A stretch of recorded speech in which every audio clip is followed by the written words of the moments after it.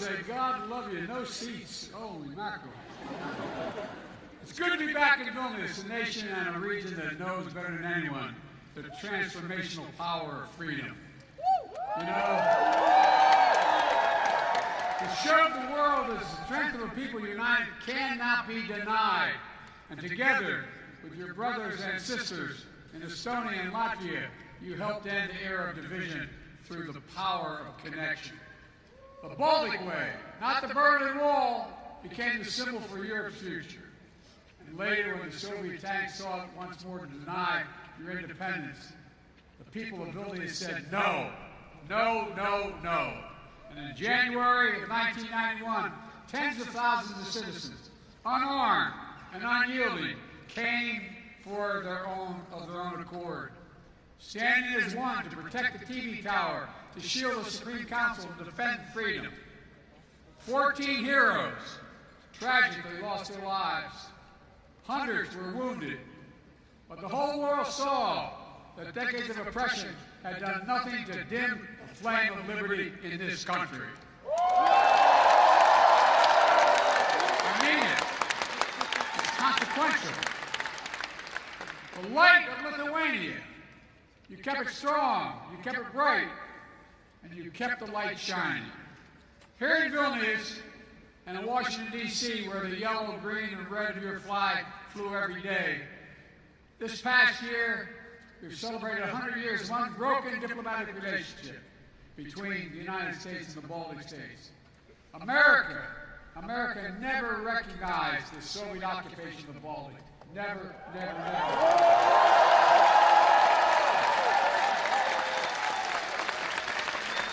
And besides, you got a great president.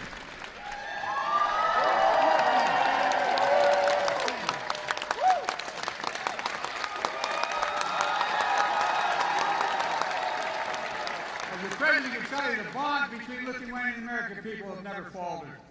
And just 7 months after the bloody January crackdown, the first foreign visitor to have their passport stamped here in Lithuania with visas to this new reborn state were a plane load of Lithuanian Americans from Chicago, Illinois. And their families are still proud of that. Los Angeles came after that. A lot came after. Look, many had boarded that plane and fled Lithuania during the early years of Soviet oppression and marveled at their return to this independent state. One of them told reporters, quote, "This day is like a resurrection for us. This day, Father, is like a resurrection for us." That's what the quote was, for real. That's the feeling. And it was. A resurrection that quickly became a revelation. And a nation which stands today as a stronghold of liberty and opportunity. A proud member of the European Union and of NATO.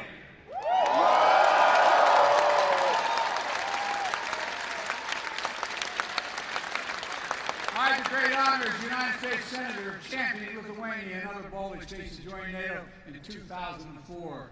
Wasn't I brilliant doing that? But all kidding aside, think about how it's changed things. Think about what's happening.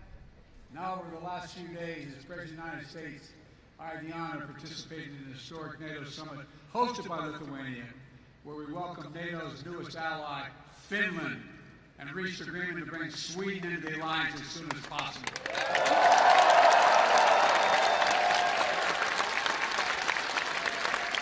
President Erdogan kept his word. We've witnessed your historic journey, and I'm proud to call Lithuania friend, partner, and ally. Ally.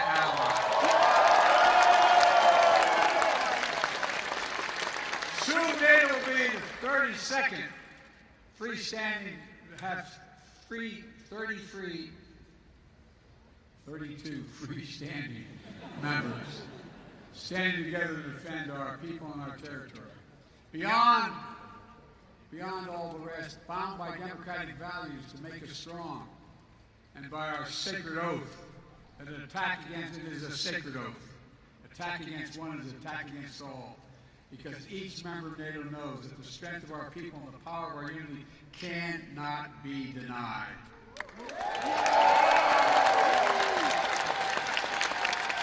I sound optimistic is because I am. Today, our alliance remains a bulwark of global security and stability, as it's been for more than 7 decades. NATO is stronger, more energized, and yes, more united than ever in its history. Indeed, more vital to our shared future. It didn't happen by accident. It wasn't inevitable. When Putin and his craven lust for land and power unleashed his brutal war in Ukraine, he was betting NATO would break apart. He was betting NATO would break. He thought our unity would shatter at the first testing. He thought democratic leaders would be weak, but he thought wrong. Faced with the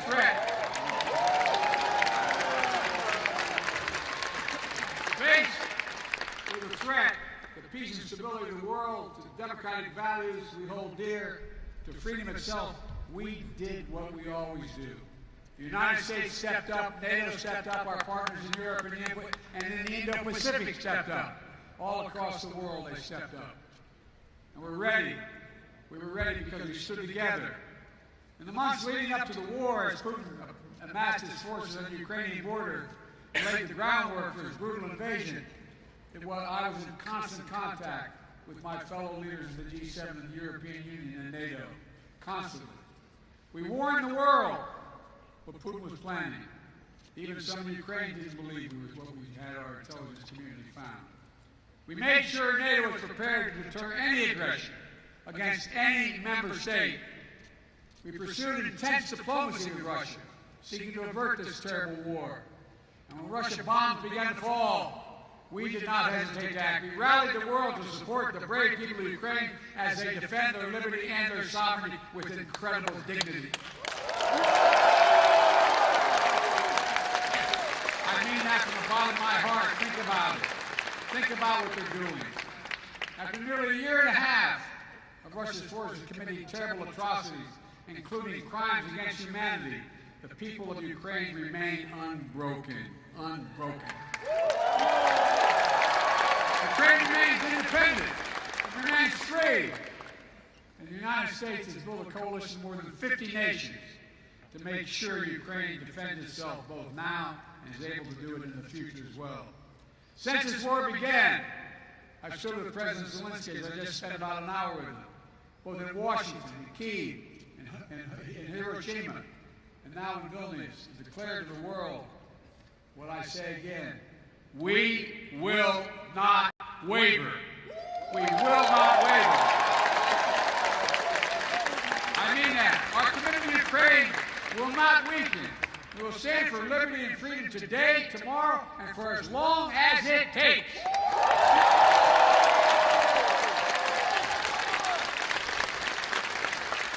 We all want this war to end on just terms. Terms that uphold the basic principles of the United Nations Charter that we all signed up to: sovereignty, territorial integrity. These are 2 pillars of peaceful relations among nations. One country cannot be allowed to seize its neighbor's territory by force. Russia could end this war tomorrow by withdrawing its forces from Ukraine, recognizing its international borders, and ceasing its attacks on its inhumane attacks on Russia, by Russia on Ukraine, against its children, women and children, its military.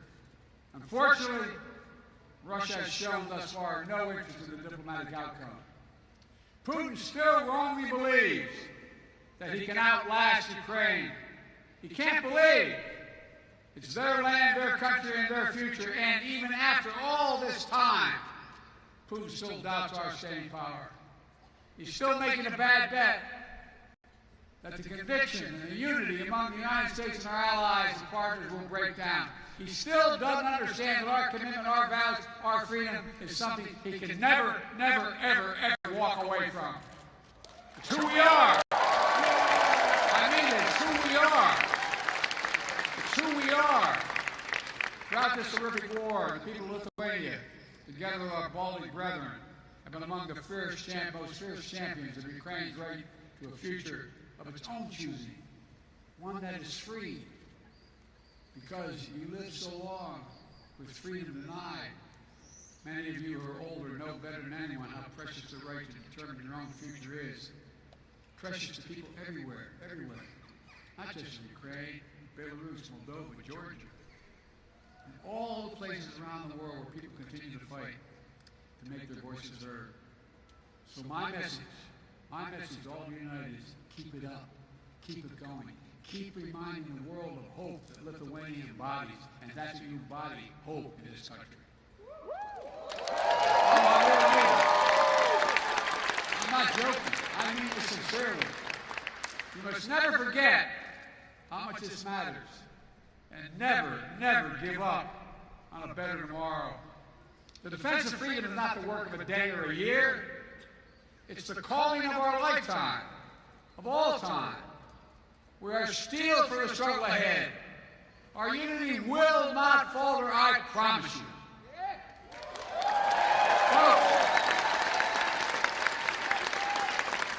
As I look around the world today at a moment of war and peril, a moment of competition and uncertainty, I also see a moment of unprecedented opportunity. Opportunity to make real strides toward a world of greater peace and greater prosperity, liberty and dignity, equal justice under the law, human rights and fundamental freedoms, which are the blessing and birthright of all of humanity. That is the world the United States is working toward. And it's one we'll only reach if we do it together. And I mean together. We need to take the same spirit of unity, common purpose, determination that we've demonstrated in our response to Russian aggression in Ukraine and bring more partners along as we continue working to build a world we want to live in and a world we want for our children. My friends, at the most fundamental level, we face a choice. It's not hyperbole, we face a choice. A choice between a world defined by coercion and exploitation, where might makes right, or a world where we recognize that our own success is bound to the success of others. When others do better, we do better as well. Where we understand that the challenges we face today, from the existential threat of climate change to building a global economy where no one gets left behind, are too great for any one nation to solve on their own. And that, to achieve our goals and meet the challenges of this age, we have to work together. And I mean sincerely, the world's changing. We have a chance to change the dynamic. That's why I've been so focused as president on rebuilding and revitalizing the alliances that are the cornerstone of American leadership in the world. These past years, we brought the transatlantic partnership to new heights, reaffirming the importance of the relationship between Europe and the United States as an anchor to global stability. The idea that the United States could prosper without a secure Europe is not reasonable. We've also elevated it, and it really isn't, not a joke.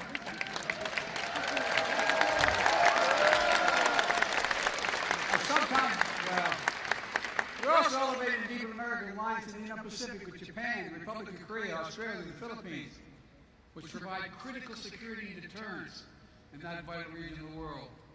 Through our Quad partnership, it's a fancy way of saying our partnership with Australia, India, Japan, and the United States, we're bringing major democracies of the region together to cooperate, keeping the Indo-Pacific free and open, prosperous, and secure. We've demonstrated during this NATO summit, with Indo-Pacific partners joining us for the second year in a row. We're working to deepen connections between the Atlantic and Pacific democracies so we can better work together toward the shared values we all seek. Strong alliances, versatile partnerships, common purpose, collective action to meet our shared challenges. The world has shrunk. That's how we build a future to see that we share and know we share challenges and work together. We have to step up together, building the broadest and deepest coalition to strengthen and defend the basic rules of the road, to preserve all the extraordinary benefits that stem from an international system grounded in the rule of law. We have to come together to protect rights and freedoms, to underwrite the flow of ideas and commerce, and which have enabled decades of global growth. Yes, territorial integrity and sovereignty, but also principles like freedom of navigation and overflight, keeping our shared seas and skies open so that every nation has equal access to our global common space. And as we continue to explore this age of new possibilities, an age enabled by rapid advances in innovation, we have to stand together to ensure that the common spaces of our future reflect our highest aspirations for ourselves and for others. As my dad would say, that everybody has to treat with some dignity. So that artificial intelligence, engineering, biology, and other engineering emerging technologies are not made into weapons of oppression, but rather used as tools of opportunity. Working with our allies and partners to build a supply chains that are more resilient, more secure, so we never again face a situation like we had during the pandemic, where we couldn't get critical goods we needed for our daily lives. You know, we all must summon the common will to actually address the existential threat of accelerating climate change. It's real. It's serious. We don't have a lot of time. It is the single greatest threat to humanity. It's only by working together that will prevent the worst consequences of climate change from ravaging our future and that of our children and grandchildren. We also have to recognize our shared responsibility to help unlock the enormous potential that exists in low and middle income companies around the world. Not out of charity, because it's in our own self-interest. We all benefit when more partners stand together working towards shared goals. We all benefit when people are healthier and more prosperous. And that's not like getting hyperbole, it's true. We all benefit when more entrepreneurs and innovators are able to pursue their dreams for a better tomorrow. You know, so we need to update our tool set, better address the needs of today in this interconnected world. A world where climate disasters, pandemics, conflicts, spill over borders, make it harder to address the challenges of poverty and instability that hold so many people back. That's why the United States is leading an effort to transform the multilateral development banks, like the World Bank, help them better address their global challenges while enhancing their core mission of reducing poverty and boost shared prosperity. We're all working together with our partners in the G7 to address the enormous needs for high-standard infrastructure around the world, especially in low- and middle-income countries in Africa, Latin America, and Southeast Asia. It's a statement about the world we want to build together. Ladies and gentlemen, we stand at an inflection point in history, where the choices we make now are going to shape the direction of our world for decades to come. The world has changed. Will we turn back naked, unchecked aggression today to deter other world would-be aggressors tomorrow? Will we staunch the climate crisis before it's too late? Will we harness the new technologies to advance freedom, or will we diminish it? Will we advance opportunity in more places that allow instability and inequality to persist? How we answer these essential questions is literally going to determine the kind of future our children and grandchildren have. And again, that's not an exaggeration. It's a fact. It's going to take all of us. All of us. I believe that with ambition and confidence in ourselves and one another, with nations working together for common cause, we can answer these questions. We can ensure that the vision we share and the freedom we cherish are not just empty words in a troubled time, but a roadmap. I mean this literally, a roadmap, a plan of urgent action toward a future we can reach if we work together. Folks, the road that lies before us is hard. It will challenge us, some of the best of ourselves, to hold faith in one another, and never give up, never lose hope, never. Every day we have to make the choice. Every day we must summon the strength to stand for what is right, to stand for what is true, to stand for freedom, to stand together. That, my friends, is the lesson we learn from history and the history of Lithuania's story. You know, it's a lesson we see demonstrated each day, and it will determine what Ukraine looks like. And it's now, it's how we're going to work. How we rewrite the future of peace and hope, justice and light, liberty and possibility for everyone, everywhere. Folks, some have heard me say in my country many times, never ever in my entire career been more optimistic about the prospects of the future. Never. Let me just say thank you for taking the time to be here to listen. God bless you all. May God protect the freedoms of the protectors of freedom in Ukraine, here, in every nation of the world, everywhere. God protect our troops. Thank you.